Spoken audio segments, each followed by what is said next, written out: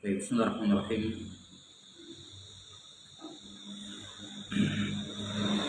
Alhamdulillahirabbil alamin wassalatu wassalamu ala asyrafil anbiya'i wal mursalin nabiyina Muhammadin wa ala alihi wa sahbihi ajma'in. Asyhadu an la ilaha illallah wahdahu la syarika lah wa asyhadu anna Muhammadan 'abduhu wa rasuluh. Allahumma la ilma lana illa ma 'allamtana innaka antal alimul hakim. Amma ba'd. Baik, nuwasil fi syarhi kitab Al-Mukhtasar Al-Latif Syekh Abdullah bin Abdurrahman Bafadul rahimahullah al-mutawaffa sanat 18 wa 900 min al-hijratin nabawiyah. Qala rahimahullah faslun. Nah, pada pasal ini penulis rahimahullah akan menyebutkan terkait dengan adab-adab buang air. Terkait dengan adab-adab buang air. Nah,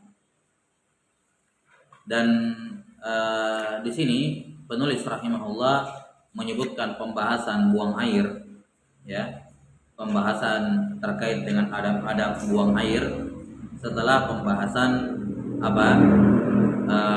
al-wudu, setelah pembahasan al-wudu. Kata beliau rahimahullah, dan ini sangat ringkas sekali ya, yang beliau sebutkan di sini sangat ringkas. Beliau tidak menyebutkan terkait dengan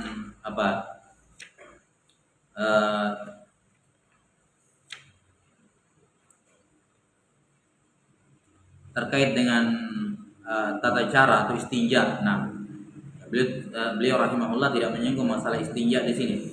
Ya. Hanya langsung menyebutkan Langsung menyebutkan terkait dengan adab-adab buang air.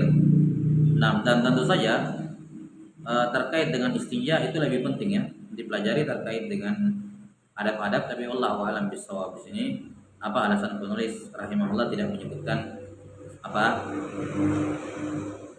terkait dengan kaifiat istinja. Nah, qala rahimahullah menyebutkan adab-adab buang air.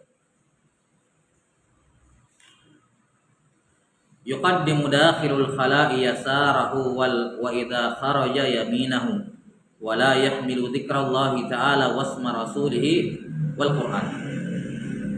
Adab yang pertama dalam masalah masuk dan keluar kamar mandi, kata beliau, hendaknya lah sebelumnya adab yang beliau sebutkan di sini secara umum hukumnya sunnah. Adab-adab buang air secara umum hukumnya sunnah, dan melanggarnya hukumnya makruh. Melanggarnya hukumnya makruh atau khilaful aula. Melanggarnya hukumnya makruh atau khilaful aula. Nah, namun ada juga adab-adab yang hukumnya wajib sehingga melanggarnya hukumnya haram. Tapi ini sedikit. Lebih banyak adab-adab istinja, adab-adab buang air yang hukumnya sunnah dan menyelisihinya, meninggalkannya hukumnya makruh atau khilaful aula. Nah, akan diterangkan nanti apa adab-adab istinja yang wajib dan meninggalkannya hukumnya haram. Kata beliau rahimahullah, hendaknya dakhilul khala, orang yang masuk ke dalam al-khala, yuqaddimu yasarahu, mendahulukan kaki kirinya. Wa idza kharaja yaminahu, kalau dia keluar mendahulukan kaki kanannya. Berdasarkan kaidah umum dalam syariat Islam bahwa al-yamin itu untuk asyaraf, untuk hal-hal yang mulia. Ya, kanan, tangan kanan, kaki kanan itu ditakdim, didahulukan pada perkara-perkara yang memiliki syaraf, memiliki kemuliaan. Ya. Sementara al-yasar itu untuk hal-hal yang sebaliknya. Nah, al-khala adalah makan al-ghaid, tempat buang air, dan itu tentu saja konotasinya negatif, hal yang kurang bagus gitu. Karena itulah bagi yang mau masuk ke dalamnya disunnahkan masuk dengan kaki kiri dan keluar dengan kaki kanan. Nah, ini kaki yang paling pertama kali melangkah ke WC adalah kaki kiri, dan kaki yang pertama kali melangkah keluar adalah kaki kanan. Ini berkebalikan dengan masuk masjid. Ya. Masuk masjid, kaki yang pertama kali melangkah kaki kanan, kaki yang pertama kali keluar dari masjid kaki kiri. Nah, jelas ya? Kemudian mendahulukan kaki kiri ketika masuk dan mendahulukan kaki kanan ketika keluar, ini juga berlaku untuk pasar atau yang semacamnya. Karena warid dalam hadis bahwa pasar ini adalah tempat syayatin. Ya, tempatnya Ya, setan-setan. Nah, maka ini termasuk tempat yang buruk. hitungannya tempat yang buruk. Karena itulah disunnahkan ketika masuk dalam pasar, supermarket gitu ya, atau mall misalnya, sunnahkan dimulai dengan kaki kiri dan keluar dengan kaki kanan, karena tempat jual beli semacam ini tempat syaitan, suk, pasar dan semacamnya. Baik. Dikiaskan dengan masuk ke dalam WC. Baik. Dikatakan di sini yuqaddim, dia mendahulukan ketika masuk ke dalam khala. Khala di sini adalah tempat apa? Tempat buang air. Tempat apa? Buang air. Baik tempat buang airnya di tempat tertutup seperti WC atau di tempat terbuka. Bagaimana tempat terbuka? Misalnya kalau orang mau buang air di padang pasir atau di hutan yang terbuka gitu ya. Nah, maka kaki kirinya ketika dia sudah katakan saya mau buang air di sini nih, atau memang mungkin sudah ma'ruf orang buang air di situ, ada lubang di situ dibuat misalnya, maka hitungan kaki kiri ketika dia masuk ke tempat tersebut, yakni ketika dia melangkahkan ke tempat tersebut. Kalau masih jauh belum dihitung, ya dekat-dekat belum. Nanti ketika misalnya di sini tempat buang airnya, dia melangkah ke situ, ke sekitar lubang itu misalnya, maka barulah di situ dia pakai kaki kiri dan meninggalkannya dengan kaki kanan. Baik. Kemudian al-khala ini beda dengan hammam. Hammam itu kamar mandi yang tidak ada tempat buang airnya, tempat mandi tok. Jelas ya? Tempat mandi tok. Baik, wallahu taala alam bissawab. Dan hukum semacam ini, hukumnya sunnah. Masuk dengan kaki kiri, keluar dengan kaki kanan, hukumnya sunnah. Nah, dan zahir kalimat al-musannif rahimahullah dan para fuqaha menunjukkan bahwa ini sunnah berlaku ketika masuk dalam WC walaupun bukan untuk buang air. Misalnya masuk dalam WC untuk berwudu, masuk dalam WC untuk mandi, masuk dalam WC untuk mengambil barang-barang di dalam, ya. Maka masuk dalam WC dengan kaki kiri, keluar dengan kaki kanan tidak hanya berlaku kalau dia masuk untuk buang air. Untuk apapun dia masuk ke dalam. Ya, li'anna hadhil khusyush muhtadarah, kata Nabi sallallahu alaihi wasallam. Tempat-tempat buang air ini dihadiri oleh setan-setan. Baik. Sunnah yang kedua, wala yahmilu dzikrallahi ta'ala. Melanggarnya hukumnya makruh ya. Melanggarnya hukumnya makruh atau khilaful aula. Nah, mungkin khilaful aula lebih tepat karena tidak ada nas spesifik di sini. Tidak ada dalil spesifik. Maka melanggarnya khilaful aula. Wa illa khilaful aula makruh sama aja ya. Fuqaha membedakannya. Wala yahmilu dzikrallahi ta'ala wasmi rasulihi wal Qur'an. Ketika masuk tidak boleh dengan membawa zikir kepada Allah Ta'ala atau nama Rasulnya, ya, yakni Rasul manapun, Nuh, Adam, ya, tidak boleh. Wal Quran, ya, dan Al Quran. Nah,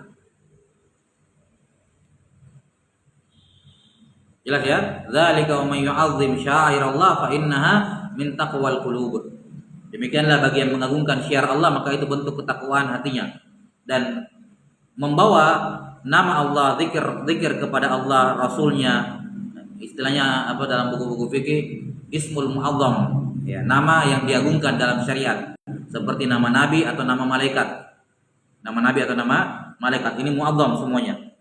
Ya. Demikian pula Al-Qur'an, tentu saja firman Allah Ta'ala ini hukumnya tidak boleh dibawa ke dalam kamar mandi, ke dalam WC maksud saya. Baik.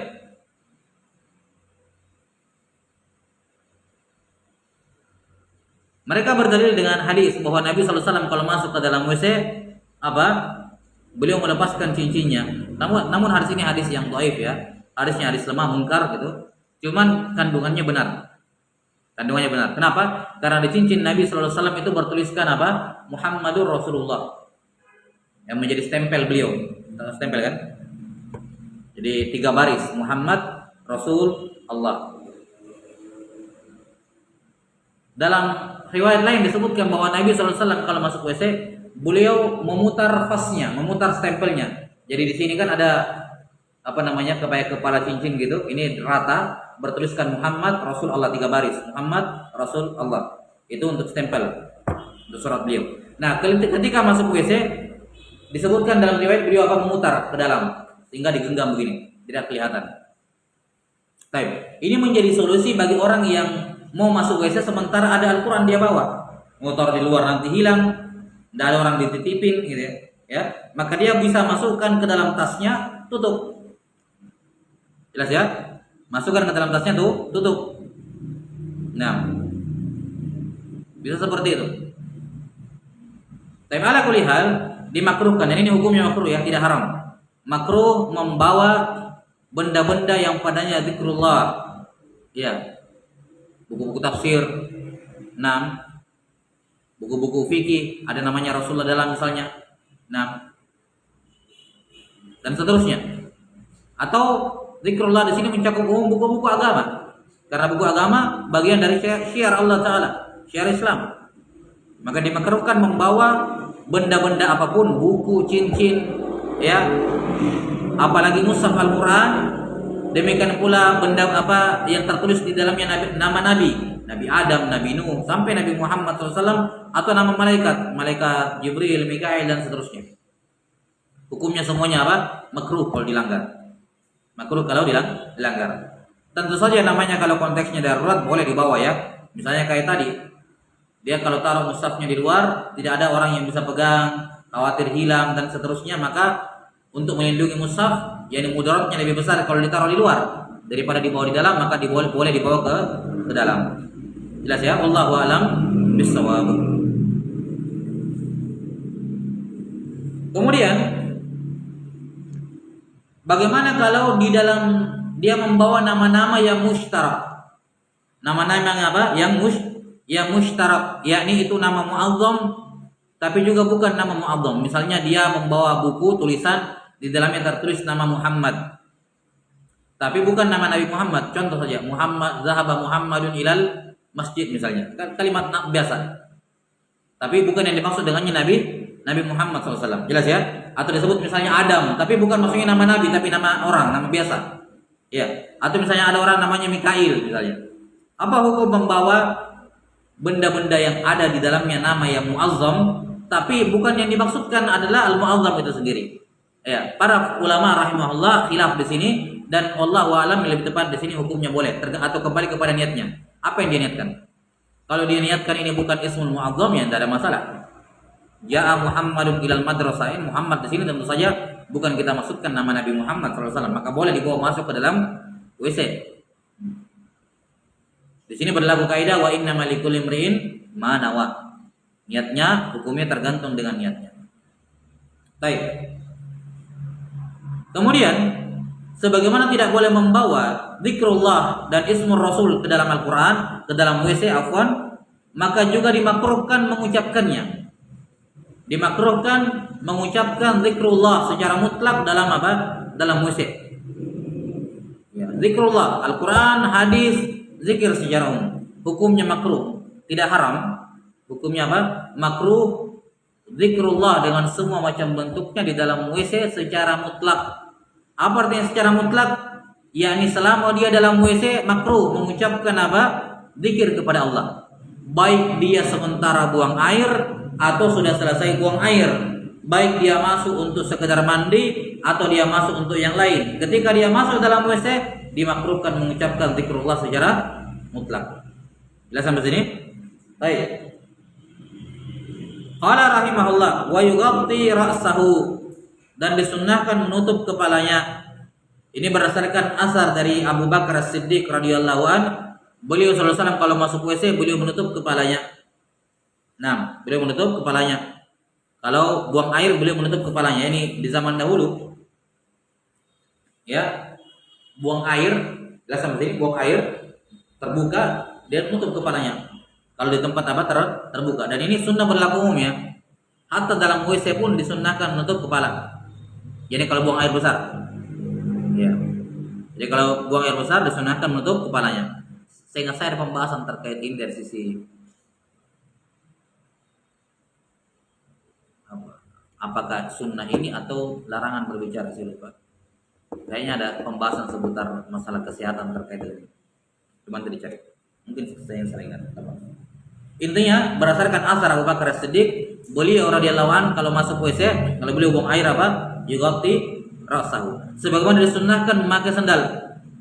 Disunahkan memakai apa? Sandal supaya tidak kotor. Karena WC tempatnya najis atau bisa terkena najis gitu. Maka disunahkan memakai alas kaki ketika masuk ke dalam apa? Kamar mandi, WC. Baik. Qala rahimahullah wa yab'udu wa yastatir. Wa yab'udu hendaknya dia menjauh. Hendaknya dia menjauh. Wa yastatir dan menutup. Ini dua sunnah yang berbeda. Kalau yastatir menutup itu gunanya agar auratnya tidak terlihat. Kalau yab'udu menjauh ya. Nah, ini fungsinya bukan sekedar supaya auratnya tidak kelihatan tapi juga tidak ada bau. Tidak ada apa? Bau. Maka menjauh itu lebih apa istilahnya? Lebih ablak dibandingkan sekedar menutup. Tapi dua-duanya disunnahkan. Baik. Kalimat menjauh di sini ya ilatnya jelas. Ilatnya jelas supaya orang tidak lihat auratnya dan supaya tidak ada bau yang tercium. Nah, ini disunnahkan menjauh. Wa yastatir dan dia menutup dirinya. Yani dia menutup dirinya jangan sampai auratnya apa? Auratnya terlihat.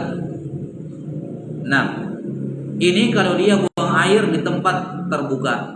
Adapun kalau dia buang air di tempat tertutup, maka bangunannya sendiri sudah menutupi apa? Sudah mewakili menjauh dan menutup aurat. Misalnya dalam WC, tidak perlu dia menjauh karena itu memang disiapkan untuk buang air. Tidak perlu dia menjauh. Tidak perlu dia menutup auratnya ketika sementara buang air. Kenapa? Tertutup oleh bangunan WC itu. Maka adanya bangunan-bangunan al-marahid, WC-WC di rumah-rumah kaum muslimin, ini diantara nikmat Allah Subhanahu wa taala menggantikan sunnah apa? Al-bu'd, sunnah menjauh dan sunnah menutup aurat. Baik. Kemudian wa yab'udu wa yastatiru, ini sunnahnya hanya untuk buang air besar. Hanya untuk buang air besar. Nah, perhatikan kalimat menutup aurat. Menutup di sini, yang dimaksud menutup di sini menutup tubuh ya. Bukan menutup aurat, karena kalau menutup aurat hukumnya wajib, bukan sunnah. Ini berbicara sunnah-sunnah. Paham sampai sini? Paham ya? Jadi kalimat wayastatir menutup, yakni menutupi tubuhnya seluruhnya dari pandangan orang, supaya orang nggak lihat tubuhnya. Adapun menutup aurat itu bukan sunnah-sunnah, itu wajib hukumnya menutup aurat. Baik pada buang air besar maupun buang air kecil. Nah, sekarang perhatikan sunnah menjauh dan istitar menutup tubuh dari pandangan orang hanya berlaku untuk buang air besar. Adapun untuk buang air kecil, dua ini tidak disunnahkan. Paham ya? Bagaimana maksudnya? Untuk buang air kecil tidak perlu menjauh. Paham ya? Nabi SAW kalau beliau menjauh buang air besar, beliau menjauh. Kalau buang air kecil tidak. Beliau pernah buang air di tempat sampah pembuangan suatu kaum. Ya, dalam riwayat Muslim, sahabat berdiri di belakang beliau melindungi beliau, terus beliau kencing. Jadi tidak meninggalkan pemukiman. Beda kalau beliau buang air besar, ya, zahabal madhab, beliau pergi menjauh. Kalau buang air kecil tidak perlu. Paham ya? Maka sunnah menjauh hanya berlaku untuk buang air besar. Adapun buang air kecil, boleh dia kencing di tempat. Boleh. Yang penting tempatnya memang bisa dipakai untuk buang air, tidak mengganggu dan seterusnya. Akan diterangkan nanti.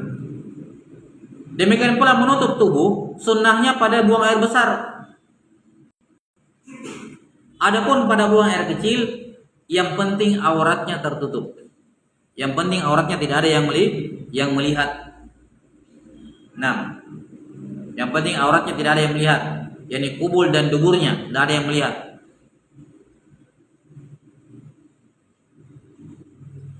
Jelas ya? Atau pada laki-laki antara pusar dengan lutut tidak ada yang lihat, aman gitu. Karena menutup aurat hukumnya wajib. Atau jangan sampai orang lain melihat auratnya, itu hukumnya wajib. Nabi SAW dalam riwayat Muslim pernah kencing di tempat sampah suatu kaum, terus memanggil sahabat, kalau nggak salah Mughirah, berdiri di belakangnya. Ketika dikatakan berdiri di belakang beliau, otomatis orang dari jauh masih lihat beliau kencing, ya kan? Ini menunjukkan pada bahwa kencing tidak disunnahkan menutup seluruh tubuh. Yang penting auratnya tidak kelihatan. Beda dengan buang air besar, beliau memang menjauh supaya tubuhnya tidak kelihatan. supaya tubuhnya tidak kelihatan. Ini perbedaan dua sunnah ini pada buang air besar dan buang air kecil. Baik. Kalimat yastatir bermakna bagaimana caranya supaya auratnya tidak kelihatan. Paham sampai sini? Tidak kelihatan. Karena kalau mau buang air pasti terbuka auratnya. Tidak mungkin dibilang harus menutup aurat. Jadi kalimat menutup di sini jangan sampai terlihat. Karena kalau buang air harus dia buka auratnya, kan begitu. Jadi mana istitar di sini bukan disuruh tutup aurat, tapi ketika kamu buang air jangan sampai ada orang yang melihat auratmu. Itu maksudnya istitar di sini. Baik, sudah ya. Kemudian sunnah berikutnya wala yabulu fi ma'ir raqidin wa qalilin jarin. Sekarang beliau menyinggung tempat-tempat yang dimakruhkan buang air. Ini semua hukumnya secara asal adalah makruh, bukan haram. Kecuali pada keadaan tertentu akan diterangkan. Tidak boleh la yabulu. Di sini la yabulu yakni tidak boleh dia buang air di dalam air yang menggenang, air yang raqid tidak mengalir. Wa qalilin jarin, dan ke dalam air yang sedikit walaupun dia mengalir. Walaupun dia mengalir. Nah, akan diterangkan nanti insyaallah bahwa air yang sedikit adalah air yang kurang dari dua kullah, kurang dari 200 liter. Nah, kurang dari 200 liter. Kalau airnya banyak, perhatikan, kalau airnya banyak dan mengalir, boleh buang air di situ. Seperti sungai gitu ya. Besar gitu, sungai besar, mengalir airnya, boleh, nggak ada masalah, kencing, buang air besar di situ. Nah, kenapa? Karena airnya banyak dan mengalir. Baik. Bagaimana kalau airnya sedikit dan tidak mengalir? Nah, ini tidak boleh. Hukumnya makruh. Air sedikit tidak mengalir. Sudah sedikit tidak mengalir, lihat qalilin ya. Sedikit tidak mengalir. Apa hukumnya? Makruh. Paham sampai sini? Hukumnya makruh. Nah, bagaimana kalau raqid, airnya diam tapi banyak? Dan sampai sini kata beliau wala yaqulu fi ma'ir raqid. Airnya diam, tidak mengalir. Walaupun banyak, makruh hukumnya. Misalnya kencing di danau. Kencing danau. Nah, kencing dalam kolam renang, ya. Banyak tapi raqid, diam, ya kan? Lebih dari 2 kullah. Kemudian wa qalilin jarin, ada airnya mengalir tapi kurang dari 2 kullah. Kurang dari 200 liter. Ini juga hukumnya makruh. Jelas sampai sini? Yang boleh yang mana? Yang tidak makruh kalau airnya banyak dan mengalir. Airnya banyak dan mengalir. Baik, wallahu taala alam bisawab. Akan datang nanti tafsiran insyaallah di syarahnya ya. Kita akan terangkan. Ini secara global dulu. Sudah. Kemudian dilarang buang air kecil di malam hari di air secara mutlak. Buang air di air secara mutlak hukumnya makruh. Termasuk di sungai, termasuk banyak yang mengalir. Kalau buang air kecil di malam hari hukumnya di air hukumnya apa? Makruh. Buang air kecilnya di mana kalau gitu? Ya di tempat buang air, di lubang, di tempat lubang pembuangan air memang WC ya. Nah, ini tempat yang pertama makruh membuang air kecil, layabul. Termasuk di dalamnya apa? Buang air besar. Di sini penyebutan yabul sekedar wakil ya. Wala yabulu yani wala yabulu wala yataghawwab. Jangan buang air besar juga. Yani kalau buang air kecil saja dilarang, apalagi buang air besar. Maka disebutkan yabulu di sini min babil iktifa. Ya, ataukah bisa dikatakan apa? Kias, yani ya kias aulawiyah. Kalau baul saja dilarang, apalagi ghaib, apalagi buang air besar. Tempat yang kedua yang makruh buang air adalah juhur, lubang-lubang. Lubang-lubang, misalnya kayak Di pantai biasanya, pantai ada apa namanya, lubang-lubang kepiting kecil itu, ya makruh kencing di situ. Nah, atau di sawah ada lubang-lubang, ya lubang tikus atau lubang apa ya, dimanapun, atau di tanah gitu, di hutan ada lubang. Kenapa? Karena imma di dalam lubang itu ada hewan yang lemah, berarti kamu menzolimi dia, atau di dalam lubang itu ada hewan yang bisa memudaratkan kamu, ada ular, ada apa. Nah, maka makruh hukumnya apa? Kencing di lubang-lubang yang ada di tanah. Berikutnya wa mahabbiri, makruh hukumnya buang air menghadap apa di tempat yang angin berhembus. Makruh buang air di tempat di mana angin sementara berhembus. Misalnya dia mau buang air tempat terbuka tapi angin lagi kencang-kencangnya, maka makruh hukumnya kencing menghadap ke angin, melawan angin gitu. Kalau dia mau kencing belakangnya angin, baik, belakangnya angin. Kalau dia menghadap melawan angin, terus dia kencing, maka angin bisa meniup kencingnya kena ke pakaiannya, kena ke tubuhnya. Itu alasan makruhnya. Paham ya? Alasan makruhnya kencing di tempat yang lagi kencang anginnya karena angin bisa meniupnya. Nah, karena itulah boleh kencing di tempat biasanya angin bertiup dengan syarat tidak menghadap ke arah angin, membelakangi supaya ya kencingnya ketiup. Kalaupun ketiup ya ke arah menjauh dari dia. Paham? Atau di tempat yang biasanya kencang angin, tapi ketika dia kencing lagi tidak ada angin, hukumnya juga boleh. Lagi tidak ada angin kencang. Biasanya ini daerah sini biasa angin gitu. Tapi pas dia kencing lagi tidak ada angin, boleh. Jadi yang makruh itu kalau dia kencing di tempat yang biasanya angin berhembus, ketika angin sementara berhembus dan melawan apa? Dan dia menghadap melawan arah angin tersebut. Ini hukumnya makruh. Alasannya jelas. Bisa mengotori tubuh atau pakaiannya dengan najis. Itu makna mahabbiri. Berikutnya wadhillim maksud. Makruh hukumnya buang air di bawah tempat bernaung yang maksud didatangi oleh orang-orang. Tempat bernaung apa saja? Apakah tempat bernaung berupa pohon, tempat bernaung berupa rumah-rumah atau gazebo di pinggir jalan, ya memang dibuat untuk musafir, orang singgah istirahat gitu ya. Nah, atau misalnya apa di rest area ya, orang singgah di situ, pom bensin, ya bukan di WC tentu saja, di tempat orang parkir, ya. Ini tempat-tempat orang biasa berkumpul di situ. Ini hukumnya apa? Makruh. Walaupun maksud li amrin mubah, walaupun tempat itu didatangi untuk perkara yang mubah, makruh hukumnya. Bahkan sebagian fuqaha Syafi'iyah, kalau tidak salah Imam Nawawi mengatakan bisa hukumnya sampai dalam taraf haram, karena jelas mengganggu nih. Orang ngumpul di situ, dia pergi buang air di situ, najis. Ya. Sebagian mengatakan hukumnya haram, dan ini pendapat ini tidak jauh.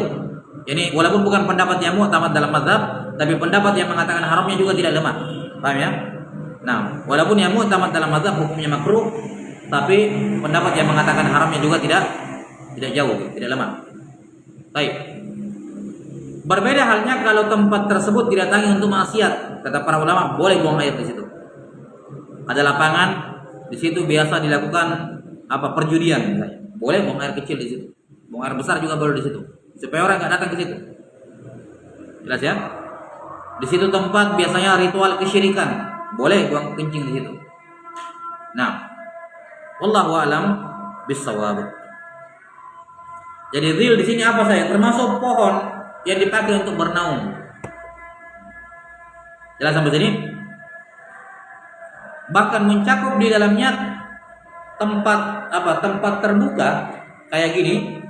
Kalau orang-orang mendatanginya untuk tujuan tertentu, misalnya untuk mendinginkan tubuh di musim dingin.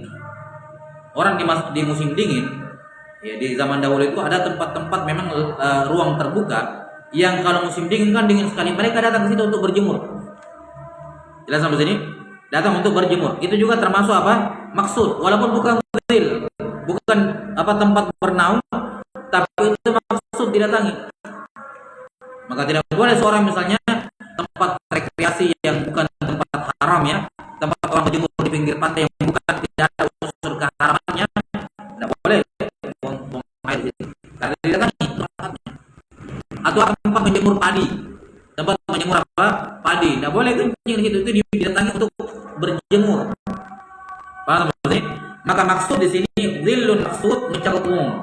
Baik maksudnya untuk apa? Untuk bernaung dari terik matahari, atau sebaliknya untuk apa? Menghangatkan tubuh di musim dingin. Ini juga hukumnya makruh karena tempat-tempat berkumpulnya orang. Baik. Kemudian berikutnya wadhari, jalan. Nah, makruh buang air di jalan. Dan sekali lagi kalau dikatakan haram juga tidak jauh karena ini lewat, jalanan dilewati oleh manusia. Yang dimaksud dengan torik di sini adalah torik yang mustakmal, jalan yang masih dipakai. Torik al-masluk. Jelas ya? Jalan yang masih dipakai walaupun itu jalan buntu. Karena ada orang yang tinggal di dalam. Walaupun itu lorong buntu kan ada orang kanan kirinya tinggal. Tetap hukumnya haram di situ. Walaupun itu jalan berupa pematang sawah atau jalan yang terbentuk sendiri ketika menuju ke kebun, orang kan biasa mulai lewat, terbentuk jalan akhirnya di situ. Ini juga hukumnya haram, hukumnya makruh untuk buang air di jalan itu, selama jalan itu masih dilewati. Adapun kalau jalannya sudah tidak dilewati, maka hukumnya tidak makruh. Misalnya jembatan, ini jembatan lama terus dibikin jembatan yang baru. Tadinya orang lewat sini semua, sekarang lewat di jembatan yang baru. Jembatan ini sudah tidak dilewati. Nah, yang seperti ini di sini boleh. Ini kalau tertutup auratnya, paham? Kita berbicara masalah jalannya. Jadi kalau jalannya itu sudah mahjur, sudah ditinggalkan, nggak dipakai lagi, boleh buang air di situ. Yang makruh kalau jalannya masih sementara dipakai, walaupun itu pematang sawah untuk menuju ke kebun misalnya, hukumnya makruh. Wa tahta syajaratin musmirah, dan juga makruh buang air di bawah pohon yang sementara pohon yang berbuah. Pohon yang berbuah. Kalimat musmirah di sini tidak menjelaskan hal. Ya. Jelas sampai sini tidak menjelaskan hal, yakni bukan dimakruhkan kencing di bawah pohon kalau pohonnya sementara ada buahnya. Enggak. Bahkan walaupun sementara tidak berbuah, tapi ini pohon biasa berbuah, maka hukumnya apa? Makruh. Misalnya pohon mangga. Mangga ini belum berbuah tapi sudah ada bunga-bunganya, sudah bunga.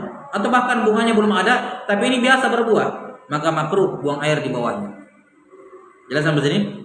Makruh buang air di bawahnya. Bahkan walaupun sementara tidak berbuah, tapi dia ma'ruf, biasa, ditahui kebiasaan berbuah.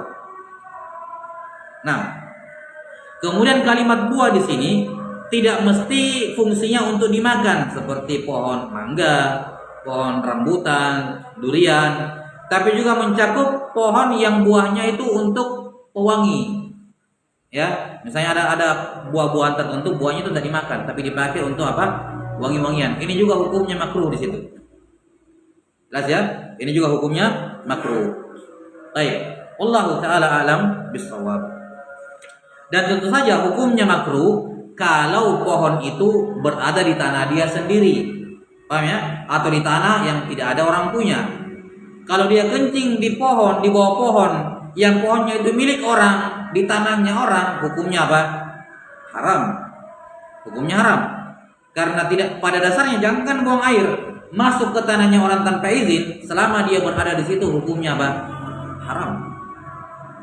Saya mau sholat ini di kebun misalnya, atau di mana gitu ya, lagi lewat di hutan di mana, mau sholat, di mana saya sholat ya? Dia lihat ada kebunnya orang, ada patok-patoknya atau dinding-dinding batu membatasi. Dia nyebrang masuk ke situ karena dia lihat ada rumah-rumah atau ada memungkinkan sholat di situ. Dia masuk kebunnya orang terus sholat di dalamnya. Ini hukumnya haram. Ini contoh as-shalah fi ardil maksubah. Sholat di tanah terlarang, tanah curian. Jadi dia sholat di tanahnya orang tanpa izin. Nah, maka hukum makruh kencing atau buang air besar di bawah pohon yang biasa berbuah itu berlaku kalau pohonnya di tanah dia sendiri atau di tanah yang tidak bertuan. Adapun kalau pohonnya di dalam tanah orang, di dalam tanahnya orang, maka hukumnya apa? Haram, bukan makruh. Jelas sampai sini? Qala rahimahullah wala yatakallam, jangan dia berbicara. Ketika buang air makruh hukumnya berbicara.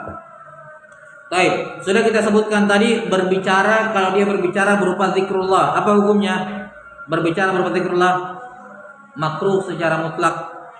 Ada orang salam, terus dia dengar dari dari WC, dia bilang waalaikumsalam, makruh hukumnya. Paham ya? Dia mendengar azan, dia jawab azan dalam WC, makruh secara mutlak. Apa artinya secara mutlak? Kamu sementara buang air atau tidak, pokoknya kamu dalam WC, makruh berzikir kepada Allah.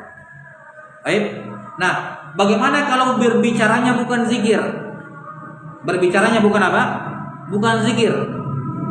Ucapan biasa, bukan zikir. Apa hukum berbicara dalam dalam WC? Dengan pembicaraan yang bukan apa? Bukan zikir. Baik. Di sini terbagi menjadi dua. Keadaan yang pertama, dia berbicara ketika najis sementara keluar di bawah. Jadi sementara kencing keluar, sementara buang air, dia bicara. Ingat, kita tidak berbicara zikrullah ya. Ucapan lain ini selain zikrullah. Kalau ucapannya zikrullah makruh secara mutlak, apapun apa namanya keadaannya. Kita berbicara mengenai apa? Ucapan yang bukan apa? Bukan zikrullah. Nah, ucapan yang bukan zikrullah tidak lepas dari dua keadaan. Keadaan yang pertama, dia mengucapkannya ketika najis keluar. Sementara kencing di bawah, sementara buang air besar di atas, dia bicara.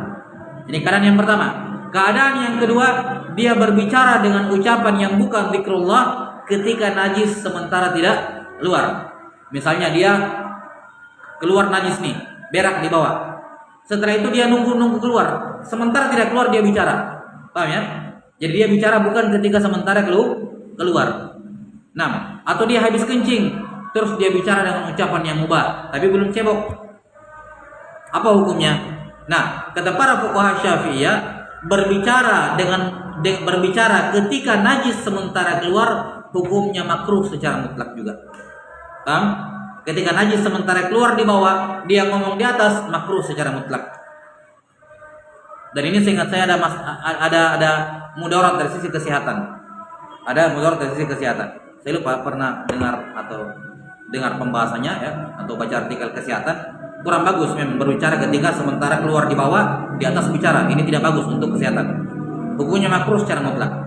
Adapun kalau dia berbicara ketika najis tidak sementara keluar, maka hukumnya boleh kalau dibutuhkan. Tidak makruh kalau dibutuhkan, dan makruh kalau tidak dibutuhkan.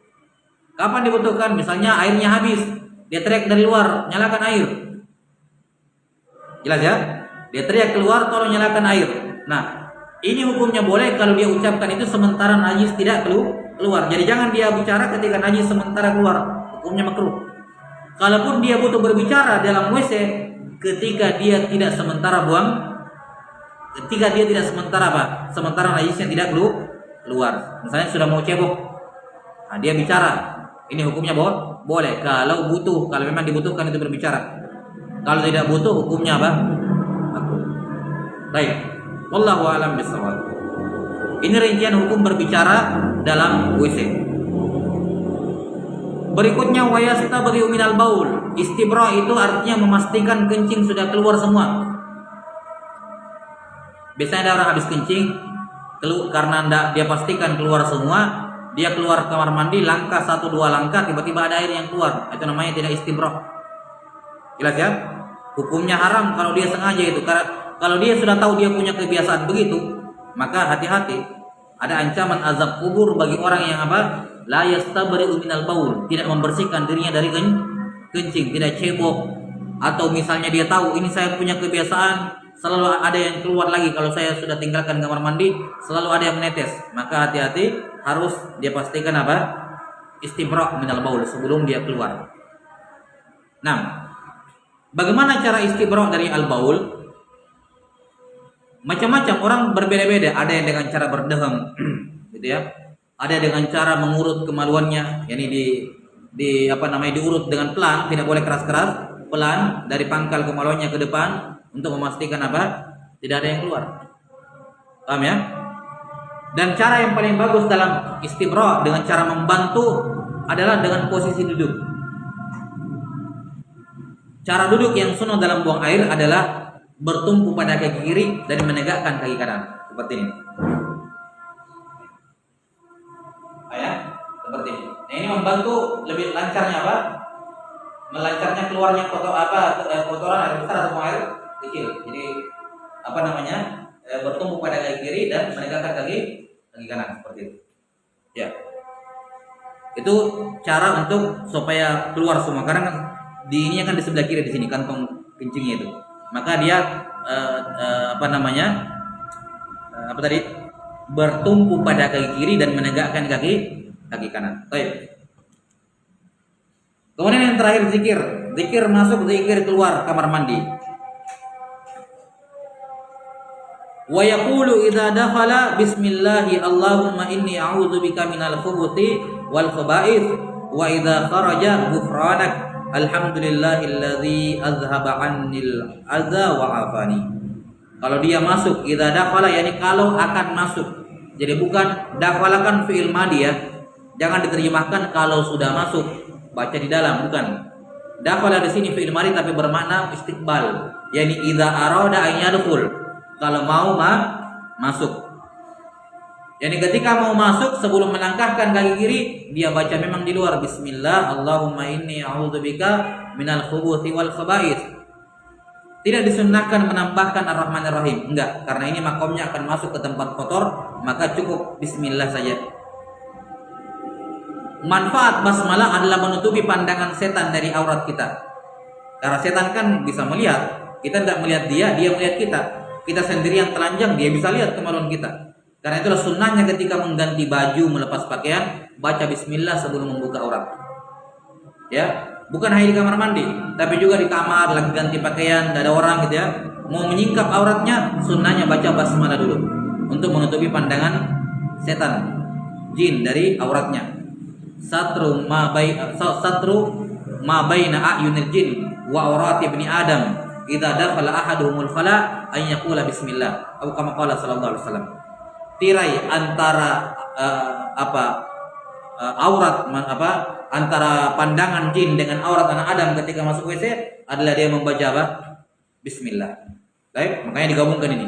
Bismillah, Allahumma inni a'udzubika minal khubuthi wal khaba'ith.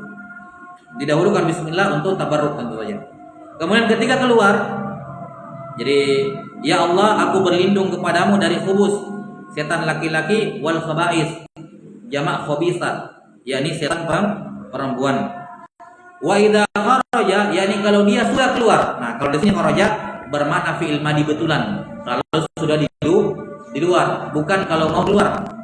Kalau mau keluar kan berarti masih di dalam ya. Nah, enggak, kan makruh berarti ke dalam kamar mandi. Maka maksudnya idza kharaja ya sudah keluar betulan, fi'il madhi asli di sini. Ya, kalau dia sudah keluar, dia mengatakan ghufranak, ya Allah ampunilah dosa-dosaku. Alhamdulillahilladzi azhaba 'annil adza wa afani. Segala pujian bagi Allah yang telah menghilangkan gangguan dariku, yakni kotoran ini najis dikeluarkan, wa afani, dan memberikan afiat, keselamatan, kesehatan kepadaku. Karena ini kotoran kalau dia keluar penyakit. Ya, karena itulah orang kalau satu hari satu malam tidak buang air, itu bermasalah pencernanya. Pasti ada masalah pada kesehatannya. Normalnya orang itu setiap hari minimal buang air. Sudah sampai sini? Jadi kalau satu hari tidak buang air sama sekali, berarti ada yang bermasalah. Tidak afiat dia. Ada bermasalah pada pencernaannya. Baik. Karena itulah ketika seorang buang air tiap hari Allah kasih nikmat, dia wajib memuji layak mensyukuri nikmat tersebut dengan membaca apa? Hamdalah. Alhamdulillahilladzi azhaba 'annil adza wa afani. Adapun ghufranaka dari hadis Aisyah radhiyallahu anha, ghufranak, yakni atlubu ghufranak. Takdirnya begitu. Ya Allah, aku minta ampunanmu. Baik, selesai terkait dengan adab al-fala. Insyaallah syarahnya akan dibacakan pada pertemuan berikutnya. Naktabi hadzal qadar, sallallahu ala nabiyina Muhammadin wa ala alihi